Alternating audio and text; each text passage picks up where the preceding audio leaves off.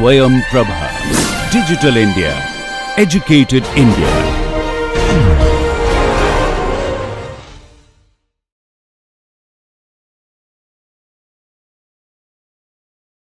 So now let's look into the algorithm. So in this algorithm, like the quadratic function, we have to choose the start point x1, a small number epsilon f, which represents the precision which we want to achieve, a step size s. At this particular point, we are going to find out the first order derivative, which is here, and we want to set the counter k is equal to 0. Now, if we find the first order derivative representing the slope of the objective function at the first chosen point is greater than 0, indicating the slope is positive, that means my second point should be somewhere lesser than the x1 value, and for that reason we are saying x2 is equal to x1 minus 2 to the power k times s. This particular equation is familiar to you. We use this one in the bounding phase method. If the slope of the objective function at x1 is going to be less than 0, which is the negative slope, that means we are going in the direction where the objective function is going to further reduce. So we need to add this with x1 and get the x2 value. Once we get the x2 value, we can calculate the slope at the second point. Now, once we get the slope, we want to ensure that the slopes which we have at these 2 points are of opposite in nature. For that reason, we are checking in the third step that if we multiply the slopes of the both points, then it should be less or equal to 0. If it is not, we need to go back by setting k equal to k plus 1 into the step 2 to find a point where we can obtain the slopes which are of opposite in nature. So these 3 steps are not needed if you have already bracketed the optimum point, and in the bracketing process we are very clear that the optimum point is going to lie somewhere between the 2 brackets or 2 extreme edge of the bracket we have identified. So those 2 extreme edge are going to serve as x1 and x2 for the problem, and we can move ahead with that particular point. Now, once we know this x1 and x2, and if we can estimate the first order derivative at those 2 points, then we can find out the optimum point for the cubic function, and that is going to be x star, which you have seen in the previous slide. Once we do that, we are going to find out the objective function value at that particular point. Then we are going to compare that objective function value with the objective function value of the first point. If we find that the objective function value of the new point is lesser than the objective function value of the first point, then definitely the point is better and we can move further in the next step. Otherwise, we have to get closer gradually towards the first point until we find a point where the objective function value is going to be less than the first point. Once this is obtained, we need to find out the slope at this new point. If we find the slope is less than the precision we want to achieve, then we can terminate right there. And once we terminate, we need to report the optimum value, which is going to be x star, and the corresponding objective function value.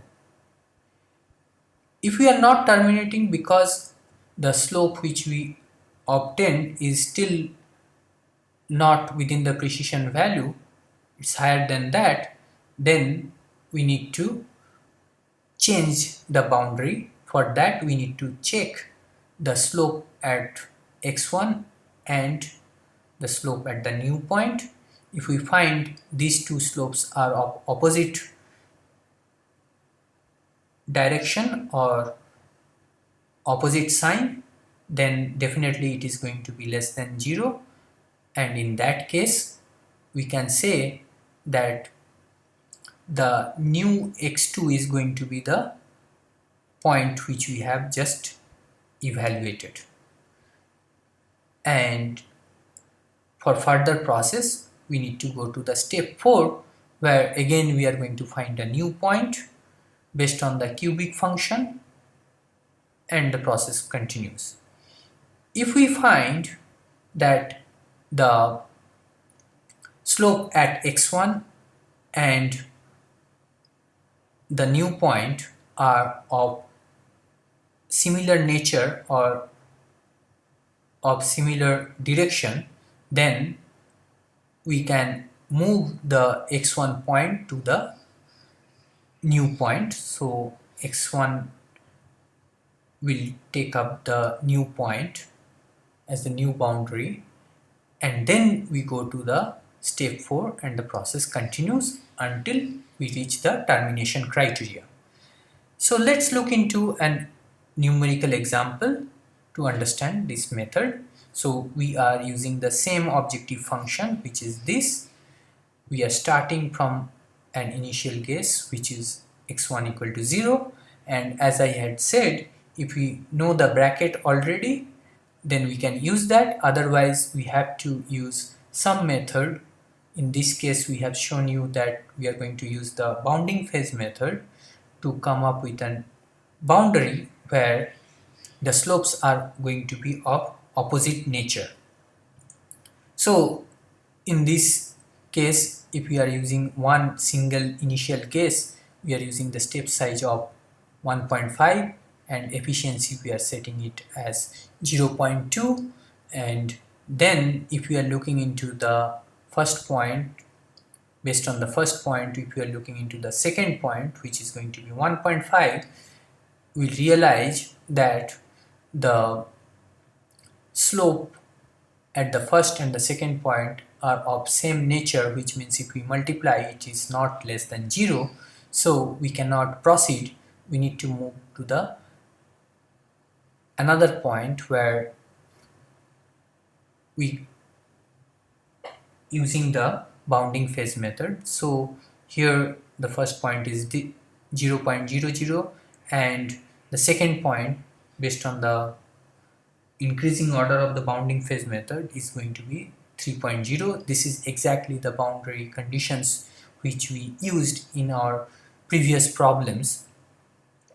And once we set it to 3.0, we'll see that the slope at this particular point for the objective function has a opposite sign of the slope which we have at the first point. So we are good to go from here. Then we are estimating the z value, w, mu, and then we are estimating the optimum point for the cubic function, and for this particular point we are estimating the function value of the given objective function. Then we are checking if this objective function value is better than the objective function value of the first point, and it is very clear that yes, it is better. So we go for the first order derivative or look into the slope, and then we compare the slope of this new point with the first point, and then realize that these 2 points are not of opposite direction, which means my new point is going to be the new boundary replacing the x1. So this new point, we are taking it as x1, x2 remains as is, and then when we compare, we see that the slope at the two locations are of different nature or opposite sign. So we continue with the calculation of z, w, mu, which yields a optimum point for the cubic function, which is 2.04. At this point the objective function value is this, and we find that the objective function value actually improved compared to the first point. Hence we move further, look into the slope, and based on the slope we find that the slope of the optimum point and the first point are opposite in sign. So since those two are opposite in sign, so the x2 boundary is revised. Now you will see that the x2 is going to be the optimum point, which is 2.04, and x1 we are retaining the same point. Based on these 2 points, we see that the slopes are of different sign. So we move further, find out the z, w, mu and the x, c optimum point of the cubic function, and at this optimum point we find that the function value of the given objective function, and this objective function value has improved compared to the first point or x1 point. So we look into the slope. Slope is reasonably low, which is actually lower than the precision which we want to achieve. So we can stop right here and report this as the optimum point and this as the optimum objective function value. Now let us look into this method into a graphical representation. So this objective function can be represented by this blue line between 0 and 3. So we started with 0 and the first point we obtained was 1.5, and when we compared the slope here and here, both are of same sign, so we could not use this particular point, so we had to move to the next point. So the next point we had selected was 3, so 0 and 3, and if we compare the slope at these 2 points, it is very clear that the slopes are of different sign.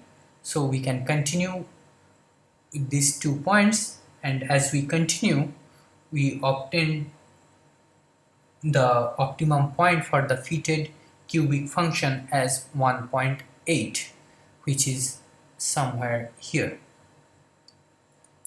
At this point we found out the objective function value of the given function is lesser than the objective function value at the first point. So we moved this first point to here. Now all this region is eliminated in the process, so we try to fit a cubic function between this point and this point, and once we fit the cubic function, we found out the optimum point now for this cubic function is going to be 2.04, which is somewhere very close to here. This objective function value is better than this particular objective function value, and this is also better than this. However, if we see that the slope here and the here are of opposite sign, hence we are going to replace the x2 point, which is here, will move in this direction. So this becomes my new x2, this was my x1. So once we use this 2 as the point and feed the cubic function, then we can see that the optimum point of this cubic function which passes through these 2 points is going to be at this 2.00, and we found that the slope is also within the precision level we have set. So we stop the process right there and report this point as the optimum point, and the function value here is the optimum function value for the given objective function. The two methods we discussed today used a mechanism to interpolate a point between the boundary points, and to interpolate we used either the quadratic function or cubic function. Once we use a quadratic or a cubic function, it becomes a very standard process to find out the optimum point for a known quadratic or cubic function. So that point helped us to evaluate the given objective function and reach closer to the optimum solution. In the quadratic function, we saw that we only need the evaluation of the objective functions. We do not require to estimate the derivatives of the objective function. So the method is actually derivative free or without derivative interpolation method. However, in the cubic interpolation method, we use the cubic function, and in order to find out the optimum point of the cubic function, we had to derive the first order derivative of the objective function and then obtain the optimum point of the cubic function. So technically the cubic interpolation method is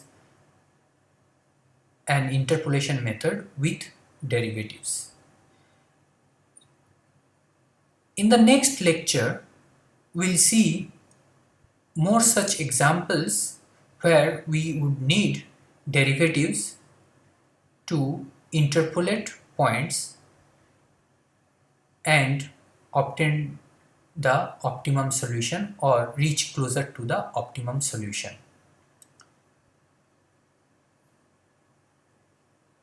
In today's method, if we understand clearly, we see that we are approximating the given objective function with another function. One is of quadratic nature, another is of cubic nature. So by any chance, if our objective function is not at all close to one of the standard format of quadratic or cubic function, then this estimation process may not work that well.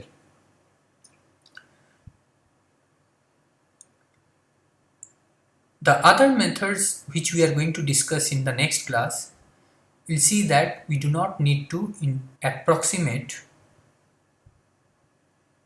the given objective function into another function. So those methods may be better in cases where the objective functions are more complex and not closer to any of the standard format of the function. So with that, thanks to all of you and see you in the next lecture.